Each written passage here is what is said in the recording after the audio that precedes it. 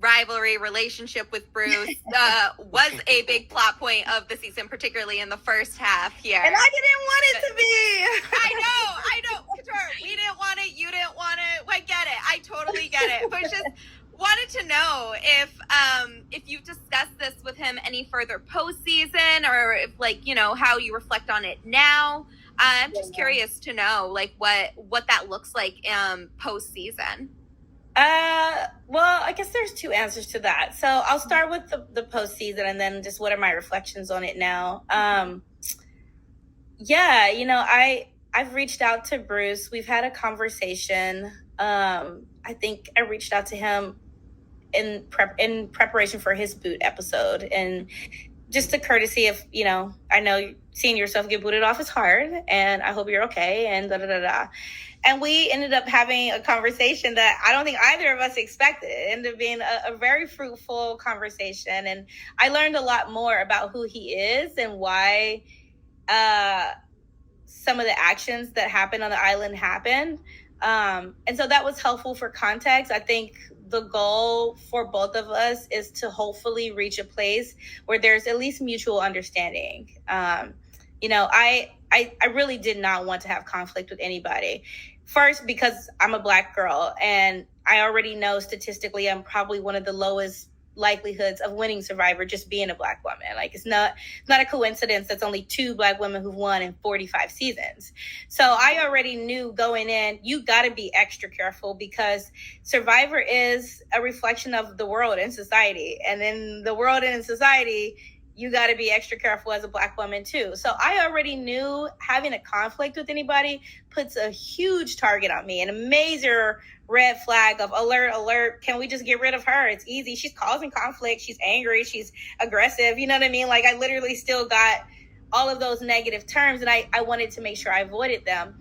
And then also, I didn't want to have conflict with anybody, but particularly not with somebody who looks like me. Like, that's just not my vibe. That's not how I live my life. And so it wasn't an ideal situation, but I had to accept it is what it, you know what I mean? I had to accept that these were the cards. This was the scenario. Like, you know, look, I'm a lawyer. I've been an attorney for almost a decade, and I'm not trying to brag, but I've worked at top law firms in the country, right? Before I was a civil rights lawyer, I was a corporate lawyer, and I worked at like the number 6 law firm in the country. Like, I've been around men. I've been around men who are associated with power, who feel powerful, right? Being a lawyer it's a male dominated field. It's like less than 2% of lawyers are Black women.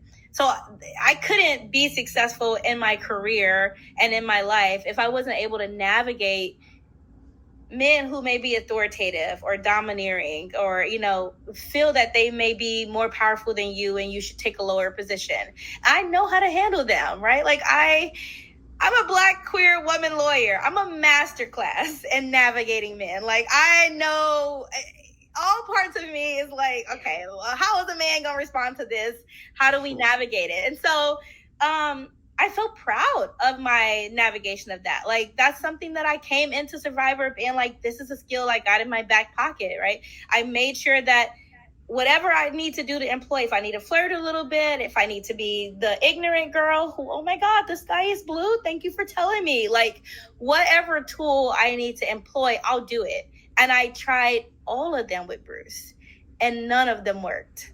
And I kept hitting a wall. I kept being like, okay, well, maybe if I'm just super submissive, he'll be cool with it. Nope. Maybe if I just, you know, pretend that I'm so happy and joyful all the time. Maybe if I'm rooting for it. Like, I try all the things, and I kept getting hit with no. I'm still not going to receive you in any positive way at all. And it was unfortunate, but at some point I just had to say, look, I got to find another way. It would be ideal if this wasn't the case, but it is.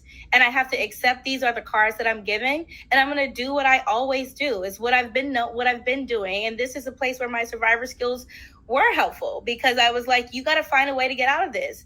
Now, I have my, you know, own suspicions of what I triggered for him or what I represented to him that made him react to me in a different way than others.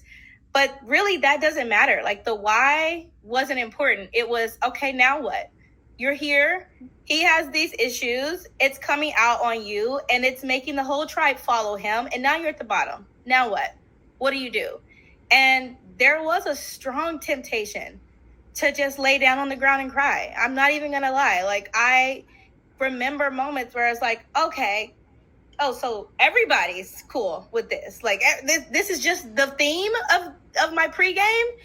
Got it, you know? And you want to just like crawl in a fetal position and be like, it's not my fault. I'm not doing anything. And I think I said that a lot in my confessionals. I don't know if that got shown, but like, I would say like, I'm not doing anything.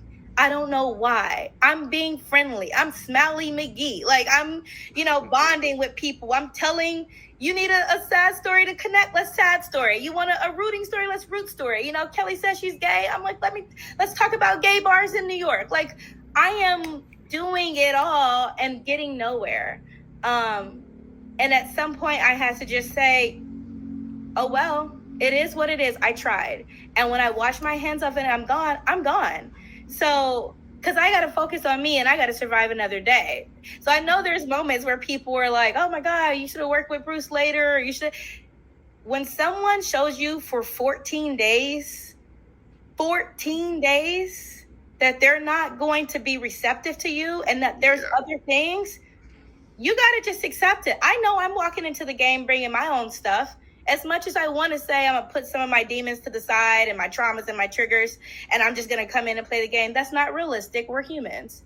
And I'm like, whatever he's bringing or whatever other things he has going on, this isn't the time for me to dissect it. I just got to get out the way so I don't get hit by his stray bullet. Or in Bruce's case, a direct bullet, because he was actively trying to take me out at all times. You know, I'm like, I could be aligned with Bruce and we're on the same page. And I'm like, suck it up, Katurah. Like, today we are going to get the numbers. We're hitting the merge. And he'll just, you know, walk up. Now, why'd you vote for Caleb? And you're like, okay, you know, I'm trying. I can only do so much. But for me, the priority was survive and save yourself. And so I couldn't dwell on it too much. Mm-hmm.